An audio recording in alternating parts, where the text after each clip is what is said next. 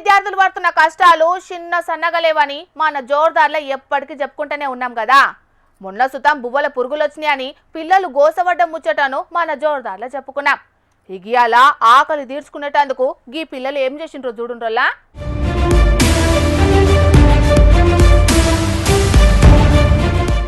అయ్యో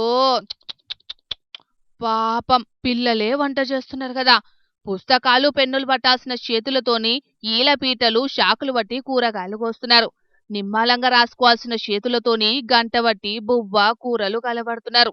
మరి వీళ్ళకి పరిస్థితి ఎందుకొచ్చిందయ్యా అంటే, వంటలు చేసే డైలీ వేజ్ వర్కర్లు మాకు జీతాలు పెంచాలి, మా తక్లీఫ్లు తీర్వాలనని ధర్నాకు దిగేటాలకు ఆకలి బాధలకు తట్టుకోలేక పిల్లలే ఇట్లా వంట చేసిండ్రన్నట్టు. కొమరభీం ఆసిఫాబాద్ జిల్లాలున్న ఆశ్రమ పాఠశాలల పరిస్థితి ఇది.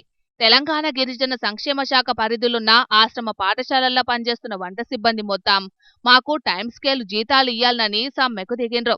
ఇగియాల డైలీ వేజ్ వర్కర్లంతా మా తక్లీఫ్లు తీర్వాలి, జీతాలు పెంచాలని జిల్లా కలెక్టరేట్ దగ్గర ధర్నాకు దిగేటాలకు పాపం విద్యార్థులకు ఈ గోసొచ్చింది. ఇక దీని మీద గీ బుజ్జి ఏమంటున్నదో ఈనుండ్రి. కూర్చున్న వాళ్ళకేమో జీతాలు వేలు వేలు పడతానే కానీ కష్టపడిన వాళ్ళకి మాత్రం అస్సలు లేదు. న్యాయం మాత్రం జరగాలి వాళ్ళకి మాత్రం. మేము ఇప్పుడు ఎట్లా వండుకోవాలి? మాకు అండ రాదు, మాకు కూరలు అండ రాదు. మేము ఇంటికాడ వండుతాం, మమ్మీ వాళ్ళు చేసిన వాళ్ళు అండి పెట్టినే మేము తిని సైలెంట్గా ఉంటాం. ఇక్కడ కూడా అట్లనే అనుకున్నాం. ఇప్పుడు మాకు వర్కర్లు వస్తలేరు, ఏం లేదు. ఆ రూమ్స్ అట్లనే ఉన్నాయి, ఆ స్కూల్ సైడ్ అట్లనే ఉంది. ఇప్పుడు మేము కూర వండుకోవాలంటే మాకు ఇబ్బంది ఉన్నది, సాంబార్ చేయాలంటే మాకు చాలా ఇబ్బందిగా ఉన్నది. ఆ పొగ అంతా మా నోట్లోకి వస్తుంది, మా కళ్ళల్లోకి వస్తుంది. మేము తట్టుకోలేము కదా. వాళ్ళ జీతాలు వాళ్ళకి ఇచ్చేస్తే వాళ్ళు మంచిగా ప్రశాంతంగా మాకు వచ్చి కడుపు నిండా అన్నం పెట్టి 3 పూటలు పెట్టి వాళ్ళు ఉంటారు కదా. మాకు అమ్మా నాన్నల కన్నా ఎక్కువ చూసుకుంటారు వాళ్ళు.